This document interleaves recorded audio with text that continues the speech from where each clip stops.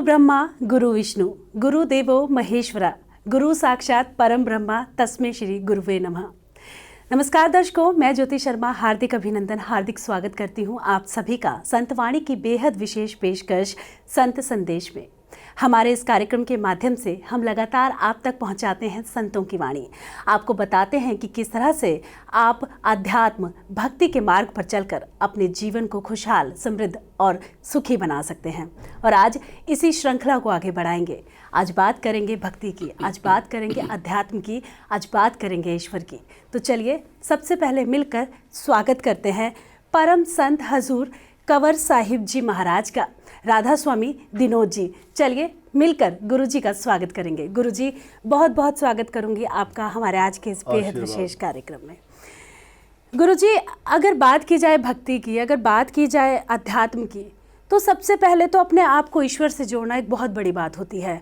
आजकल के जिस युग की हम बात करें तो आजकल लोगों के पास समय ही नहीं है कि वो ईश्वर की बात कर सकें या ईश्वर के लिए वक्त निकाल सकें। तो किस तरह से हम ईश्वर के लिए वक्त निकालें, किस तरह से अपने आप को, खुद को ईश्वर से जोड़ें, भक्ति के मार्ग पर चलें? सबसे पहले तो आपसे यही जानना चाहूँगी। ये तो इंसान की रुचि होनी चाहिए। जिस काम के लिए रुचि होती है उसके लिए समय अपने आप निकल जाता है। हम पाप कर्म करते वक्त, बुरा कर्म करते वक्त और कोई धोखाधड़ी करते वक्त समय निकाल लेते हैं तो प्रभु भक्ति तो बहुत पवित्र चीज़ है जिससे हमें सब कुछ मिला है। तो उसके लिए समय निकालना कोई बड़ी बात नहीं है, लेकिन क्योंकि इंसान सांसारिक पदार्थों में इतना फंस गया है कि उनके लिए ज़्यादा समय होता है, प्रभु को भूल चुका है।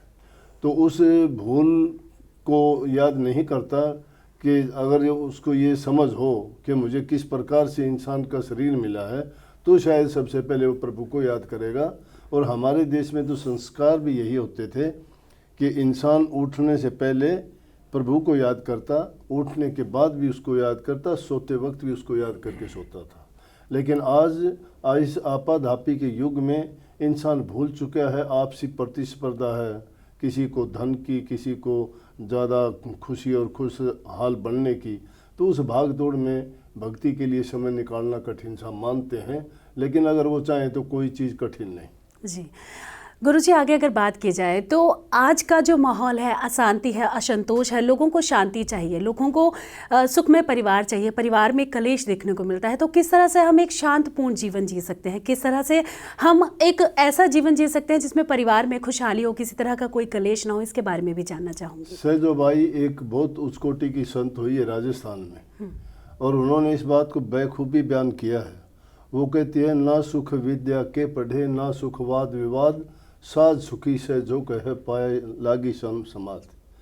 कि ना तो सुख विद्या के पढ़ने में है, ना और दुनियादारी के पदार्थों में है, लेकिन जो अगर सच्चा सुख प्राप्त करना चाहते हो तो सुख प्रभु की भक्ति में है। और प्रभु की भक्ति जो करता है तो कभी अशांत नहीं रहता।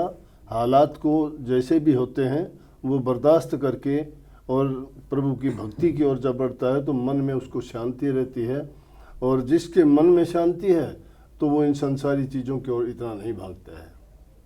गुरुजी, एक बहुत ही विकट परिस्थिति इस वक्त चल रही है। जहाँ भी हम जाएं, जिधर भी हम देखें, हमें गुरु मिल ही जाते हैं, लेकिन एक सच्चे गुरु की जो चाह होती है वो भक्त के मन में हमेशा रहती है। तो किस तरह से हम एक सच्चे गुरु को ढूंढ सकते हैं, किस तरह से एक सच्चे गुरु को पा सकते हैं, इसके बारे में जानना चाहूँगी। ये बात तो बहुत कहने में आसान लगती है, लेकिन बात आपकी बहुत सच्ची है। क्या जहाँ कहीं देखोगे गुरुओं की कमी नहीं है, क्योंकि गुरुओं के पास ना कोई सर्टिफिकेट है, ना कोई डिग्री है, ना कोई उनको बताने वाला है, ना कोई ऐसा क्राइटेरिया है जिससे हम ये देख सकें, समझ सकें कि ये गुरु है, पूर्ण है कि नहीं है। गुरु के भेष में लोगों ने बड़ा पाखंड रच दिया जिससे लोगों की आस्थाओं को बड़ा धक्का लगता है। नाम के तो गुरु हैं लेकिन उनके पास गुरु वाला ज्ञान नहीं है, क्योंकि जिन्होंने खुद स्वयं ना तप किया, ना त्याग किया, ना कोई किसी प्रकार की भक्ति की, ना कोई सेवा की, ना कोई परोपकार के कार्य किए, ऐसे ही एक गद्दी के रूप में बैठ जाते हैं और उनको बिना करने के अब उनको कैसे गुरु मान लिया जाए। वो ऐसी एक स्थापना हो जाती है अलग से धर्म की, और उस धर्म से बंध के ही उस धर्म में वो कहते हैं कि हमारे धर्म के बराबर धर्म नहीं है कोई, हमारे गुरु के बराबर गुरु नहीं है कोई, चाहे उसको कुछ भी पता हो ना हो। बस भेख धार लिया और उसी को गुरु मानना शुरू कर दिया। काम उसके कोई भी हो, लेकिन गुरु नाम तो ज्ञान का है, जो अज्ञान को मिटा दे, ज्ञान दे। और जो ये नहीं कर सकता, शिष्य के भ्रम भ्रांतियाँ नहीं मिट सकता, उसको गुरु नहीं कह सकते। फिर भी पूर्ण गुरु की कुछ निशानियाँ हैं। उसके अंदर तप होना चाहिए, त्याग होना चाहिए। और जब भी कोई उनके दर्शन करने जाता है तो दर्शन करने मात्र से शांति मिलती है और उनके वचनों में खिंचाव होता है, जिसके वचन को सुन के उनकी ओर आकर्षण पैदा हो तो समझो कि उन्होंने भक्ति कमाई हुई है। तीसरी चीज़, जिसको भी वो सच्चे दिल से आशीर्वाद देते हैं वो आशीर्वाद फलीभूत होता है और उनको शांति मिलती है। अगली चीज़, जो भी मनसा लेके गुरु के पास जाते हैं वही इच्छा जब उनकी पूरी हो जाती है तो गुरु अपने आप को ये दिखाना नहीं चाहता कि मैं ये जानता हूँ, मैं ये करता हूँ या मेरे पास ये है। लेकिन शिष्य अगर उनके पास कोई इच्छा भावना लेके जाते हैं, उनकी सभी भावनाएं जब पूरी होती हैं तो उनको ये यकीन आ जाता है कि भाई ये एक सच्चा और पूरा गुरु है। गुरुजी, कुछ लोगों के मन में कुछ ऐसी बातें होती हैं, कुछ ऐसी स्थितियां हो जाती हैं कि वो कहते हैं हमें ईश्वर को पाना है, और ईश्वर को पाने के लिए वो सन्यास का रास्ता चुन लेते हैं, गृहस्थ जीवन का त्याग कर देते हैं। तो आपसे जानना चाहूँगी, क्या ईश्वर को पाने के लिए सन्यासी होना ही ज़रूरी है? क्या गृहस्थी परिवार में रहकर हम ईश्वर की प्राप्ति नहीं कर सकते? सन्यासी तो होना ज़रूरी है जी, लेकिन उसमें सन्यास और गृहस्थ का तो घनिष्ठ संबंध है। हम घर में रहते हुए भक्ति करके परमात्मा को पा सकते हैं। उसके लिए ज़रूरी नहीं कि हम गृह त्याग कर दें, बच्चों का त्याग कर दें या अपना काम करना छोड़ दें। इंसान जब काम करता नहीं है कोई भी और किसी का डिपेंडेंट बन जाता है तो कर्म का बोझ दूसरे का भी अपने सिर पे ले लेता है। और संसार का नियम है कि संसार कर्म बंदी है। जो इंसान जैसा कर्म करता है, कर्म का कर्जा उसके सिर पे चढ़ता चला जाता है। इसलिए ये ज़रूरी नहीं है। लेकिन सन्यास का ये मतलब है कि संसारी पदार्थों के अंदर इतना अपने मन को ना लगाए कि वो उनसे छूट ही ना पाए। सन्यास का ये मतलब है कि वो सारे काम करते हुए भी संसार से जुदा रहे, अलग रहे। जिस प्रकार से कमल का फूल पानी कितना भी ऊंचा क्यों न चढ़ता चला जाए वो पानी के ऊपर ही रहेगा, उसमें डूबता नहीं है। जिस प्रकार से जल में रहने वाली मुर्गा भी होती है, वो जल में रहती है लेकिन जब जल से उड़ना चाहती है उसी में से वो सीधी पानी से उड़ जाती है, उसकी पंख भीगती नहीं है। इसी प्रकार से सन्यास है। सन्यास का यही मतलब है कि संसार के पदार्थों में वो इतना नहीं बंधता है और ना ही उनका इतना गुलाम बनता है, तो उनसे बिल्कुल उनके अंदर रहते हुए भी उनसे जुदा होता है। और जब उनको ऐसा लगता है बाहर जाने के बाद, तो आदमी, सन्यास का मतलब ये नहीं कि जंगलों में जाए या कहीं गुफाओं में जाए, न सच्ची करनी तो घर में बैठ के भी कर सकता है। इंसान के अंदर सच्चाई होनी चाहिए, दिल के अंदर प्रेम होना चाहिए, प्रभु के प्रति सच्ची श्रद्धा और यकीन जब होगा तो सन्यास का ही जीवन जीता है। जी, गुरुजी कहते हैं कि जीवन में दीक्षा का बहुत अधिक महत्व होता है और जिसके जीवन पर या जिसके सर पर गुरु का हाथ है उसका जीवन बदल जाता है। तो आप भी अपने भक्तों को नामदान देते हैं, किस तरह से देते हैं इसके बारे में भी जानना चाहूँगा। नामदान यूँ तो एक सेकंड में बताने वाला नहीं। नामदान का मतलब होता है कि शिष्य को ये समझाना कि इंसान का जन्म कितने जन्मों के बाद, कितने कर्मों के बाद, कितने युगों के बाद इंसान का चोला मिलता है और क्यों ये इतना ज़रूरी है कि प्रभु की भक्ति इंसान ही करे। क्योंकि दूसरी किसी योनि में ना गुरु मिलता है और ना कोई समझाने वाला बताने वाला मिलता है। वो सब की सब भोग योनि है। इंसान कर्म कर सकता है, इंसान की योनि में गुरु मिलता है, वही उसको ज्ञान दे के रास्ता दिखाता है। और इसलिए ये ज़रूरी है कि गुरु मिलना चाहिए, बिना गुरु के ज्ञान नहीं। क्योंकि राम कृष्ण भी अवतारी पुरुष थे, आज भी हम उनको पूजते हैं, प्रतिमाएं बना के पूजते हैं, दिलों पे राज करते हैं, मंदिर बनाते हैं, मूर्तियां लगाते हैं। तो उनने भी अपना गुरु बनाना पड़ा था। ये एक नियम है संसार का, गुरु के बिना ज्ञान नहीं, ज्ञान बिन ध्यान नहीं, ध्यान बिन मुक्ति नहीं। तो राम कृष्ण से कौन बड़ा, तीन हूँ तो गुरु कीन, तीन लोग के हैं धनीर गुरु आगे अधीन। राम कृष्ण से कोई बड़ा नहीं, उन्होंने भी, श्री कृष्ण जी ने संदीपन ऋषि को गुरु बनाया और रामचंद्र जी के वशिष्ठ जी गुरु थे, कुल गुरु थे। तो इसलिए गुरु के बिना ज्ञान नहीं है। गुरु तो आप खाना बनाने के लिए भी किसी से सीखते हो, वो भी गुरु है। लेकिन आध्यात्मिकता में गुरु को सद्गुरु कहते हैं, सतगुरु कहते हैं, जो सत्य नाम का भेद देते हैं। सत्य नाम का मतलब है जो प्रभु सबसे सारी शक्तियों का मालिक है, सारी सृष्टि का रचयिता है, सबका कर्ता धर्ता हरता भरता सब कुछ वही है। उसके बारे में जो ज्ञान प्राप्त कर लेता है और उसके बारे में जो ज्ञान देता है वो गुरु है। गुरु जी, आगे आपसे जानना चाहूँगी कि कुछ गुरु जो दीक्षा देते हैं तो उसमें वो मंत्र देते हैं, किसी तरह की साधना के लिए बोलते हैं अपने भक्तों को, जो उनसे शिष्य जुड़े होते हैं, तो किस तरह से जो अपने भक्तों को, अपने शिष्यों को जो नाम दान दिया जाता है वो किस तरह से दिया जाना चाहिए, आप किस तरह से देते हैं, इसके बारे में जानना चाहूँगे। नामदान के तो कुछ नियम हैं कि इंसान बुराइयों को त्यागे, अच्छाइयों को अपनाए और मन को सहारा देने के लिए, सुमन करने के लिए उनको कोई जो रूहानी दर्जों का आध्यात्मिक नाम है वो बताना चाहिए, जिसको उस नाम के सहारा, उस नाम का सुमन करते हुए उसकी मन के ख्यालात शुद्ध हों, विचार पवित्र हों और उस ख्याल पवित्र होने के कारण ही वो सही और सच्चे मार्ग पर चल पाता है। जी गुरु जी, आगे अगर बात की जाए प्रेम और भक्ति की, तो कैसे पाएं इन दोनों को ही एक साथ? प्रेम और भक्ति एक ही चीज है। जैसे पक्षी के दो पंख होते हैं, प्रेम बिन भक्ति नहीं है, भक्ति बिन प्रेम नहीं है। इसीलिए कही है कि प्रेम गढ़ी अति साकरी ताम दो न समाए, उसमें दो नहीं होते। जिस प्रकार से कि प्रेम अगर करोगे तो एक से ही कर सकते हो, एक से करोगे दूसरे से तोड़ना ही पड़ेगा। और जहाँ दो हो जाते हैं वहाँ तो दो ही हो जाती है, फिर तो कोई रहता ही नहीं। इसलिए भक्ति को ही प्रेमा भक्ति कहा गया है। और प्रेम जो प्रभु से होता है वो अटूट होता है, वो रूहानी होता है, रूह का प्रेम होता है, मन का नहीं होता। मन का प्यार होता है, रूह का रूहानी जो होता है वो प्रेम होता है।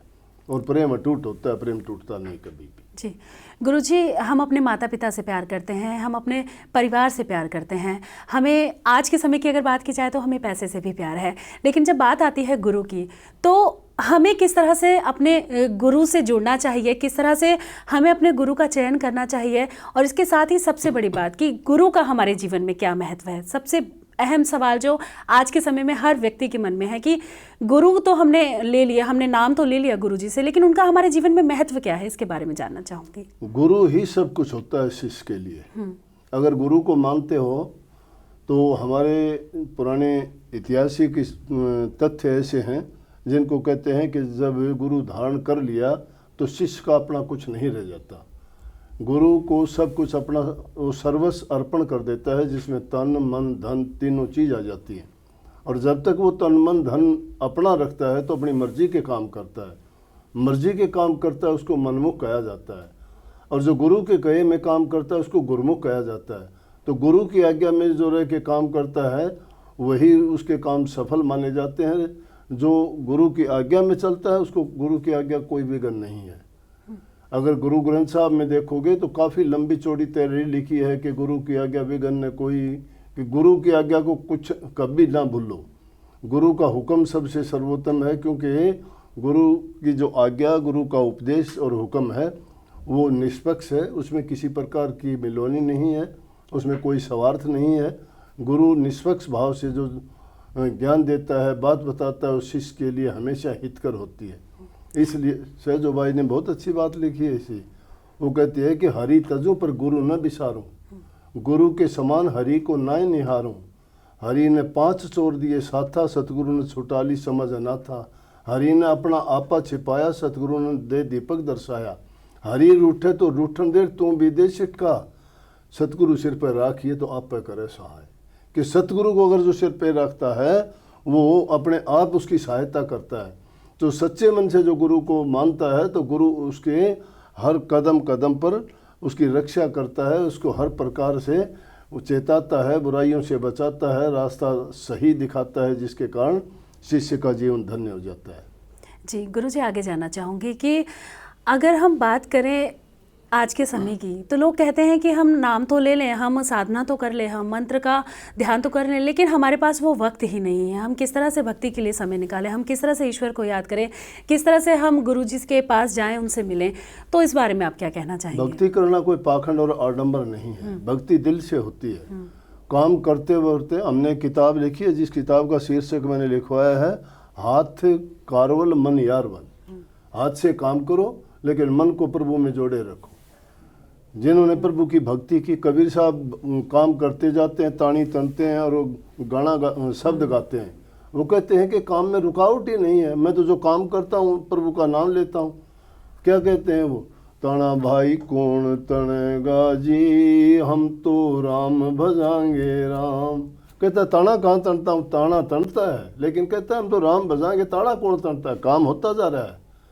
और क्या दूसरी जगह क्या कहते हैं, कहते हैं जहाँ जहाँ जाऊँ सोए परकम्मा, जो करूँ सो सेवा, जो सोऊँ सो करूँ दंडवत, पूजूँ और न देवा। कि मैं जो भी कोई काम करता हूँ प्रभु के निमित्त होके करता हूँ, कि जहाँ जाता हूँ तो सोचता हूँ प्रभु की परिक्रमा कर रहा हूँ, जो अगर सोता हूँ तो कहता हूँ मैं प्रभु की दंडवत प्रणाम कर रहा हूँ। इसलिए भक्ति करना कोई पाखंड और कोई दिखावे की चीज़ नहीं है, भक्ति मन से होती है, सच्चे मन से। उनको जो याद करोगे, जिसको याद करते हो तुम्हारे पास। जी गुरुजी, आगे अगर बात की जाए तो एक उम्र होती है जिसमें समझ ही नहीं होती है कि भक्ति क्या है, ईश्वर क्या है। वो होता है हमारा बचपना। जब हम बड़े होते हैं तो हमारी पढ़ाई में, एजुकेशन में, या फिर यूँ कहें कि पैसा कमाने में हमारी आधी ज़िंदगी निकल जाती है। और जब हम एक उम्र में आते हैं तो अब हमें लगता है कि अब सब सेटल है, अब हमें भक्ति करनी चाहिए। तो भक्ति की अगर सही उम्र की बात की जाए तो किस समय हमें भक्ति करनी चाहिए, किस तरह की भक्ति करनी चाहिए और किस उम्र में करनी चाहिए, इसके बारे में जानना चाहूँगी। भक्ति के लिए कोई उम्र नहीं। ध्रुव प्रहलाद की उम्र थोड़ी थी, बचपन से ही की थी उन्होंने, पैदा होते ही शुरू कर दी थी। ये इंसान के संस्कार होते हैं, परिवार से मिलते हैं। जिस परिवार में गुरु भक्ति है, प्रभु की भक्ति है, बच्चों को उनमें सिखाने की और बताने की ज़रूरत नहीं, वो संस्कार उनमें वैसे ही आते रहते हैं। जैसे आप जिस घर में, खानदान में पैदा हुए, उसमें कहीं मंदिर बना रखा होगा घर में, उसमें पूजा करते होगे, दीप जलाते होगे, आरतियाँ करते होगे, तो देखा देखी बच्चे अपने आप सीख जाते हैं। लेकिन जिस घर में कोई करता ही नहीं है, आजकल पूजा उनको धन की बताई गई, उनको पूजा नौकरी पेशे की बताई गई, उनको पेट भरने के साधन बताए गए, प्रभु की भक्ति कोई नहीं बताता आज के ज़माने में।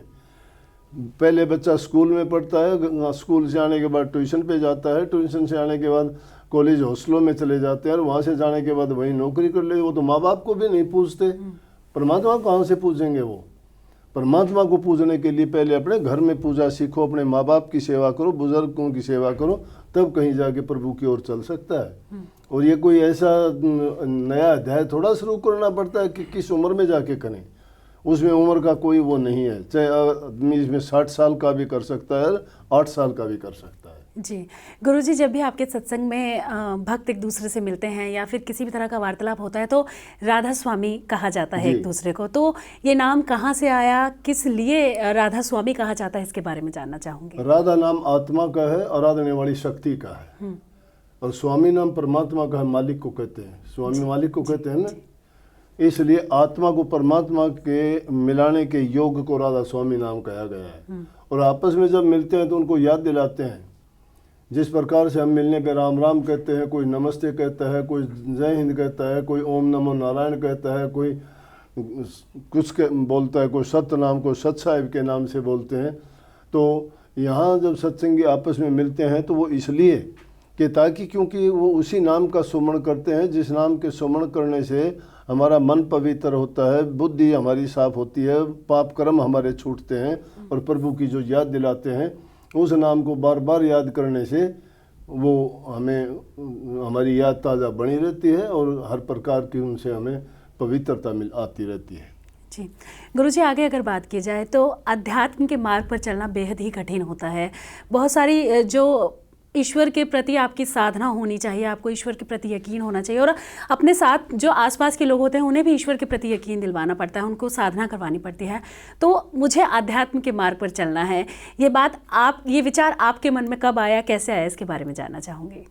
मेरी पारिवारिक जो संस्कार थे वो बहुत अच्छे थे। मेरी माँ हमारे गांव में ही, मेरे गुरु जो विराजते थे, बाल ब्रह्मचारी थे, बचपन से ही पूर्ण संत थे। उन्होंने कभी ना शादी की और पूरी ज़िंदगी उन्होंने बड़ी कठिन तपस्या और साधना की। तो वो जब सत्संग करते थे, जब उनके पास 5, 10, 20 आदमी जाते थे, मेरी माँ जाती थी। आप पूछोगे बाप का नाम नहीं लिया, बाप मेरा, मैं 4 साल का था उस टाइम पे छोड़ के चले गए, गुजर गए थे जी। तो माँ का ज़्यादा प्रभाव रहा।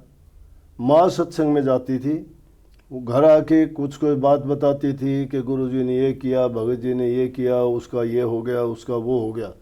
इंसान जब जो बातें सुनता है, चाहे उनको ना मानता हो, ना अपनाता हो, फिर भी इनडायरेक्टली रूप से उसके दिमाग में वो चीज़ें जाती रहती हैं।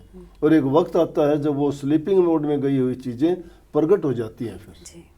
तो जब वही बात आपने जो कहा कि जब कच्ची उम्र थी, जब ख्याल नहीं था, जवानी थी, पढ़ते थे, लिखते थे, खेलते थे, कूदते थे, संसारी पदार्थों में मन लगता था, लेकिन फिर भी काफ़ी कुछ ऐसा हुआ कि 29 साल की उम्र में मेरे चाचा ताया थे, वो मेरे को लेके गए गुरु के पास में, कहने लगे चल के जाके तो देख, बहुत अच्छे सत्संग सुनाते हैं, वहाँ जाने से ये है, अच्छे आदमी मिलते हैं, अच्छे विचार होते हैं, बड़े बड़े लोग आते हैं, तो वहाँ जाके नुकसान नहीं, फ़ायदा है। जब उनके पास मैं गया तो जाने के बाद हर इंसान कुछ ना कुछ मन में विचार करता है, मेरे भी मन में कुछ विचार था, और वो विचार मैंने कई बार बताया भी है। वो विचार जो मैंने सोचा था वो सत्य हो गया। जब मैं ये सोचता था कि अगर ये पूर्ण संत होंगे तो ऐसा कर देंगे, उन्होंने वैसा ही कर दिया उस दिन। तो मुझे और किसी चीज़ की खुशी नहीं थी, मुझे खुशी इस चीज़ की थी, जो विचार मैंने मन में किया वो उनके मन में कैसे आ गया और उन्होंने वही बात कैसे पूरी कर दी। बस उस दिन के बाद में मैंने सोच लिया कि अब तो मैं इसी रास्ते पे चलूँगा, और उनकी शरण में ये भी कुछ कर्म गति, कुछ पूर्व लालेख, एक चीज़ नहीं होती। कुछ इंसान का कर्म होता है, कर्म गति भी होती है, और कुछ पूर्व के संस्कार होते हैं। बस वो कोई पिछला भाग, संस्कार और मेरी माँ के अच्छे विचार उस ओर लेके आए, और इस प्रकार से बस मैं उसमें गहराइयों में उतरता ही चला गया, अटूट संबंध जुड़ा गुरु से। जी गुरु जी, आगे अगर बात की जाए तो मैं यहाँ अगर अपनी भी बात करूँ तो मैं लाख प्रयास करूँ, लेकिन जब मैं ईश्वर की साधना कर रही हूँ, जब मैं ईश्वर का ध्यान कर रही हूँ, तो मैं अपने एकाग्र नहीं हो पाती हूँ। मतलब पूर्ण रूप से अगर कहें कि ध्यान नहीं लगा पाती हूँ। अगर घर में कुछ बातें चल रही हैं या फिर परिवार में कुछ चीज़ें चल रही हैं, तो भक्ति के वक्त वो सारी बातें मेरे मन में चलती हैं। तो किस तरह से पूर्ण रूप से ईश्वर के लिए अपने आप को एकाग्र किया जाए, अपना मन ईश्वर के प्रति उस समय में लगाया जाए जिस समय हम भक्ति कर रहे हैं, इसके बारे में जानना चाहूँगी। वो हम जिसको सुख के समय याद नहीं करते जी, वो दुख के समय क्यों आएगा? कही है ना जी, कि सुख में सुमन ना करे, दुख में किन्या याद कहे, कबीर दास की कौन सुने फरियाद। सुख में कभी याद नहीं करते, दुख में याद करते हो। मन किसी और को दे रखा है, दिखाने के लिए किसी दूसरे से जोड़ना चाहते हो। मन तो संसार को दे रखा, परिवार को दे रखा, पति को दे रखा, बच्चों को दे रखा, उनके साथ जो सामान को दे रखा। प्रभु से प्रीति कहाँ जुड़ेगी? उन सब को एक तरफ फेंक के आप कैसे वहाँ चल सकते हो? उसके लिए तो धीरे धीरे, ये कोई एक दिन का काम नहीं, ये कोई ऐसा सिलेबस नहीं जिसको पढ़ के आप 2, 4, 6 महीने में पूरा कर लोगे। ये पूरी ज़िंदगी का प्रोसेस है। इसलिए तो उसको एक टाइम बना के निश्चित रूप से तुम सब, हम इसको हमारी अध्यात्म की भाषा में गुनावन कहते हैं। इनको गुनावन उठना, मन में अनवांटेड जो थॉट्स आती हैं, वो जिनको सजेशन एंड इम्प्रेशंस भी आप कह सकते हो, वो जो दिमाग में उठती हैं, हर इंसान को उठती हैं, हमें भी होती हैं। वो कोई ऐसी घटनाएं होती हैं हमारे ध्यान में भी वो आती हैं, लेकिन उस टाइम पे ख्याल क्या करना चाहिए कि गुरु की मूर्त को सामने रख के, गुरु के ख्याल करके, और उन चीज़ों को, ये चीज़ें काल की चीज़ें हैं, ये माया के खेल हैं, उनको भुलाना चाहिए और तवज्जो को, ध्यान को कंसंट्रेट करना चाहिए गुरु के वचन पे, गुरु के रूप पे, गुरु की बातों पे। फिर आप जो है उनको धीरे धीरे करके भूलते चले जाओगे और प्रभु की तरफ आपका ध्यान लगता चला जाएगा। जी, तो गुरुजी आज आप स्टूडियो में आए, हमारे दर्शकों तक इतनी अच्छी और ज्ञानमयी बातें आपने पहुंचाई, लेकिन अंत में चाहूँगी कि संत वाणी के जो भी दर्शक इस वक्त हमारा टीवी देख रहे हैं, चैनल देख रहे हैं, आप उन्हें संदेश दें, आप उन्हें बताएं कि किस तरह से वो अपने जीवन की जो परेशानियां हैं उनको दूर कर सकते हैं, ईश्वर को अपना सकते हैं, ईश्वर को पा सकते हैं, किस तरह से भक्ति के मार्ग पर चल सकते हैं। सबको बहुत बहुत आशीर्वाद। सच्चे मन से जो प्रभु को याद करता है, सब रोगों का, सब दुखों का और सब समस्याओं का इलाज प्रभु का नाम और उनकी भक्ति है।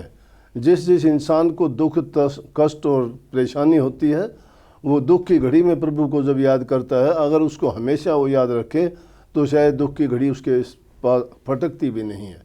तो इसलिए सच्चे मन से प्रभु की भक्ति करना, सारे काम दुनियादारी के करते हुए प्रभु को ज़रूर याद करना, लेकिन कभी ये ना भूलना चाहिए कि हम दुनिया के ही कामों में लगे रहें, नहीं तो वो सारे काम छोड़ के एक दिन जाना तो पड़ेगा, लेकिन हमारे पल्ले कुछ नहीं होगा। लेकिन प्रभु की भक्ति करके अगर हमने वो दौलत कमाई है तो संसार के पदार्थ तो यहाँ रहेंगे ही रहेंगे, लेकिन हमारे साथ जो जाएगा हमारा नेक कर्म, हमारी प्रभु की भक्ति की हुई हमारे साथ जाएगी और उसी से हमें आगे के जो जीवन होगा हम पाएंगे। जी, तो गुरुजी आप स्टूडियो में आए, हमारे दर्शकों को हमें इतनी अच्छी और ज्ञान की बातें बताई, गुरु के बारे में समझाया, भक्ति के बारे में समझाया। इन तमाम जानकारी के लिए, इस तमाम विषय को आपने अच्छे से हमारे दर्शकों के सामने रखा, इसके लिए आपको कोटि कोटि धन्यवाद। आशीर्वाद।